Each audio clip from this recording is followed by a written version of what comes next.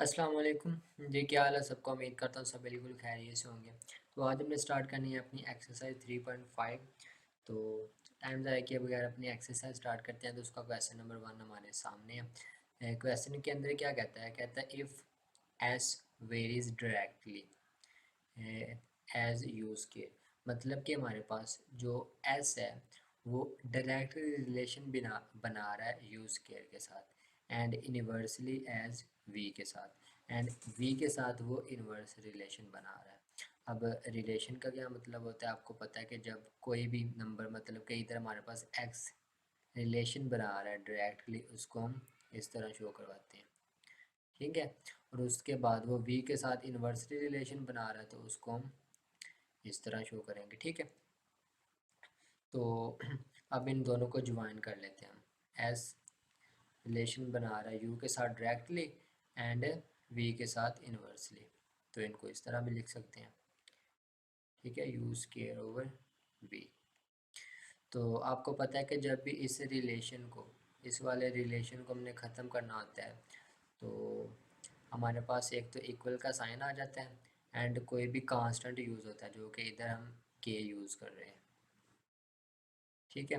उसके बाद आप फिर दोबारा क्वेश्चन के अंदर आ जाए कि उधर हम, हमारे पास उसने एस की वैल्यू 7 दी हुई है एंड वी की वैल्यू 2 दी हुई है। उसको आपने सॉल्व कर लेना है। तो हमारे पास क्या आ जाएगा? एस इक्वल टू के, यू की वैल्यू उधर नहीं दी हुई, वी की दी हुई है, तो हमारे पास क्या आ जाएगा? यू स्केयर ओवर, तो सॉरी इधर हमारे पास u की वैल्यू भी दी हुई है, u इक्वल टू हमारे पास 3 है। ठीक है। तो इधर आपने वो भी पुट कर लेना है। वो बाई मिस्टेक वहाँ पे u की वैल्यू लिखी नहीं गई। तो सबसे पहले हमारे पास जो 7 की वैल्यू है वो है 7, एस की वैल्यू 7 है। उसके बाद के यू की वैल्यू आपके पास 3 है, तो वो आपके पास आ जाएगा 3 का स्केयर। ठीक है। तो उसके बाद आपके पास वी की वैल्यू जो है आपके पास 2, तो इधर हमारे पास 2 आ गया। ठीक है। अब इसको सॉल्व कर लें। हमारे पास 7 जो 2 है इधर आके मल्टीप्लाई हो जाएगा, हमारे पास 2 आ जाएगा एंड के, इधर 3 का स्केयर आपके पास 9 होता है। ठीक है। तो आपके पास के इक्वल टू 14/9, ये हमारे पास के की वैल्यू आ गई है। ठीक हो गया ये। इसको आप इक्वेशन नंबर 1 का नाम दे लें। वो आप दोबारा क्वेश्चन के अंदर जाएँ। तो क्वेश्चन के अंदर मज़ीद क्या कह रहा है? यहाँ तक हमने सॉल्व कर लिया। ठीक है। अब उसके बाद वो कह रहा है find the value of S. आपने एस की वैल्यू फाइंड करनी है, जबकि उसके पास यू की वैल्यू उसने आपको 6 एंड वी की वैल्यू उसने 10 दी हुई है। अब आपके पास के की वैल्यू जो आई है वो आप इस तरफ लिख लें। ठीक है। इस तरफ क्वेश्चन को सॉल्व कर लेते हैं। के की वैल्यू आपके पास आई है 14/9। ठीक हो गया। अब आपने फाइंड क्या करना है? Find the value of S. तो आप यही वाला फार्मूला दोबारा यूज़ करेंगे, एस इक्वल टू के यू स्केयर ओवर वी, जो कि आपके पास रिलेशन बना था। ठीक है। इसको स्टार का नाम ले लें। ठीक हो गया। तो इसी के अंदर आपने पुट करनी है कि ए की वैल्यू आपके पास 14/9 है, वो आपने पुट कर ली इधर। उसके बाद यू की वैल्यू आपके पास जो न्यू वैल्यू दी है वो 6 है, वो आपने 6 स्केयर। उसके बाद वी की जो वैल्यू है वो आपके पास 10 है। ठीक है। तो इधर आप कैंसिल कर लें। आपके पास 10, 2 से आपके 5 ज़ा 10 होता है एंड इधर 7 ज़ा। ठीक है। आपके पास आ गया जी ये। ठीक है। उसके बाद आप 7/9। अब आप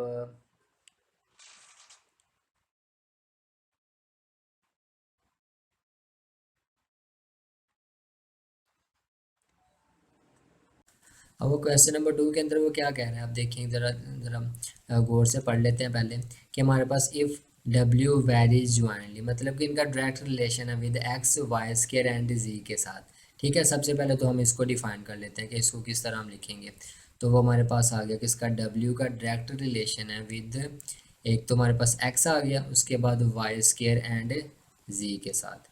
ठीक हो गया। तो उसके बाद आप जब रिलेशन को ख़त्म करते हैं तो हमारे पास एक कांस्टेंट यूज़ होता है जो कि हम के यूज़ करते हैं, एक्स वाई स्केयर एंड जी हो गया। उसके बाद हमारे पास कुछ वैल्यू दी हुई है। उसने क्या है? डब्ल्यू की वैल्यू आपके पास 5 है, एक्स की वैल्यू आपके पास 2 है एंड वाई की वैल्यू 3 एंड जी की वैल्यू 10 है। तो ये आपने पुट कर लेनी है। तो हमारे पास डब्ल्यू की वैल्यू 5 है, तो उसके बाद के एज इट वैसे का वैसे आ गया। एक्स की वैल्यू हमारे पास 2 है एंड वाई की वैल्यू हमारे पास 3 है, उसका हमारे पास स्केयर आ गया क्योंकि वाई के ऊपर स्केयर है। उसके बाद जी की वैल्यू हमारे पास 10 है। तो उसके बाद हमारे पास के आ गया, उसके बाद 2 एज इट वैसे का वैसे आ गया, उसके बाद 3 का स्क्वायर हमारे पास 9 आ गया, उसके बाद 10 एंड इधर 5 एज इट वैसे का वैसे आ गया। तो अब आप जारी बात है कि आपने क्या करना है कि के को इस तरफ रहने दें एंड बाकी चीज़ों को दूसरी तरफ ले जाएं। तो हमारे पास आ जाएगा इधर 2 9 एंड 10। ठीक है, तो के को इस साइड पे लिख लेते हैं, तो बाकी चीज़ों को इस साइड पे लिख लेते हैं। अगर आप यहाँ पे कैंसिल करना चाहें तो 5 ज़ार 1 ज़ार 5 एंड 2 ज़ार 10, तो यहाँ पे आप इसको कैंसिल कर दे, 1 ओवर आपके पास आ जाएगा 2 2 4, 4 को 9 से मल्टीप्लाई करें तो आपके पास आता है 36। ठीक है, अब आपके पास जो के की वैल्यू आ गई है वो 36 है। तो आगे यहाँ पे क्वेश्चन ही कर लेते हैं। तो अब नेक्स्ट देखें कि कह रहा है वो फाइंड डब्ल्यू। अब आपने डब्ल्यू फाइंड करना है वैन आपके पास एक्स की वैल्यू ये है, वाई की ये एंड जे की आपके पास वैल्यू 3 है। तो फार्मूला कौन सा आप यूज़ करेंगे, यही वाला आप रिलेशन वाला फार्मूला यूज़ करते हैं हर जगह ही। तो डब्ल्यू आपके पास आ गया equal to K x Y square and जे के। तो इधर आप के की वैल्यू पुट करें जो आपके पास आई है 1/36 एंड एक्स की वैल्यू आपके पास 4 आ गया एंड वाई की वैल्यू आपके पास 7 है, उसका स्केयर आ गया एंड जी की वैल्यू आपके पास है 3। ठीक है, तो अगर कैंसिल करना चाहें तो आप इधर इसको कैंसिल कर सकते हैं।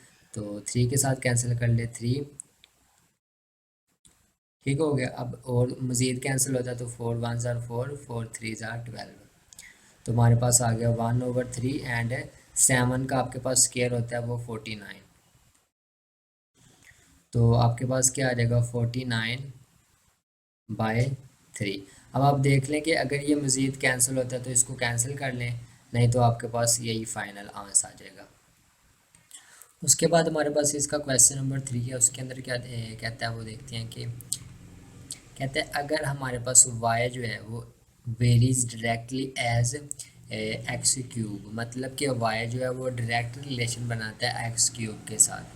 ठीक है, एंड इन्वर्सली रिलेशन बनाता है with G square and T के साथ। ठीक है, इसको हम रिटर्न फॉर्म में लिख लेते हैं। क्या क्या कहना चाहता है वो कि हमारे पास जो y है वो डायरेक्ट रिलेशन बनाता है किसके साथ, एक्स क्यूब के साथ, एंड जो वाई वो इन्वर्सली रिलेशन बनाता है with G square and T के साथ। ठीक है, इसको हम कंबाइन करके लिखते हैं तो वाई रिलेशन बनाता है एक्स क्यूब के साथ inversely, sorry directly, and G square T के साथ इन्वर्सली। तो इसका जब हम इन रिलेशन ख़त्म करेंगे तो हमारे पास आ जाएगा इक्वल का साइन एंड के हमारे पास कांस्टेंट यूज़ होता है, x square over sorry cube over z square t. ठीक है, अब यहाँ तक हमने क्वेश्चन सॉल्व कर लिया।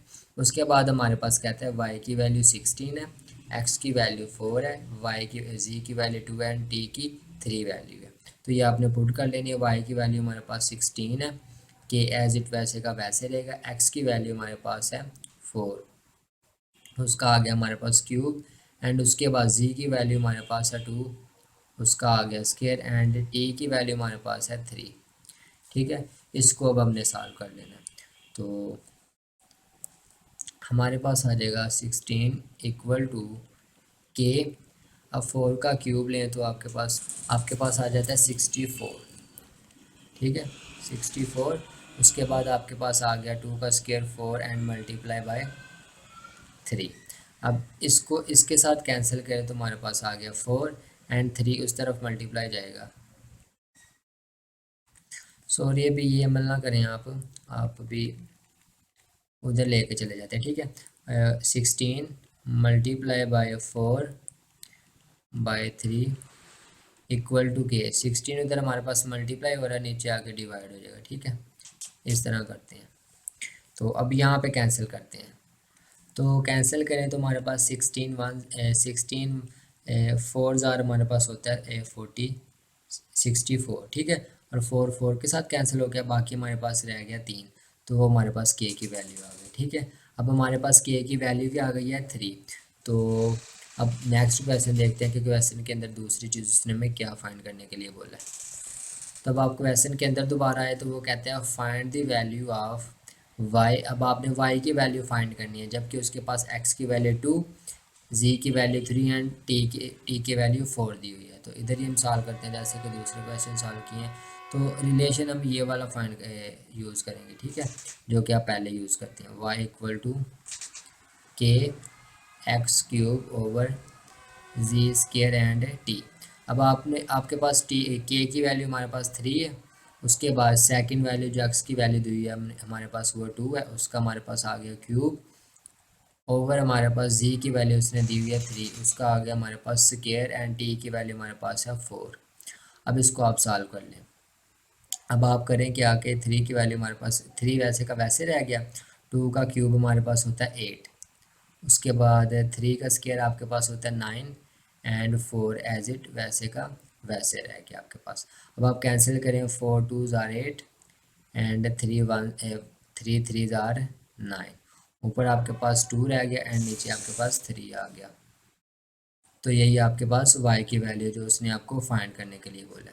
ठीक हो गया, ये था इसकी क्वेश्चन नंबर 3। तो उम्मीद करता हूँ कि आपको क्वेश्चन की समझ आई होगी। सिंपल क्वेश्चन है, अगर आप पहला क्वेश्चन ही अच्छे से समझ लेते हैं तो बाकी क्वेश्चन समझते हुए आपको कोई प्रॉब्लम नहीं होगी। तो उम्मीद करता हूँ कि आपको समझ आई होगी। तो मिलते हैं अगली वीडियो में, तब तक के लिए अल्लाह हाफिज़।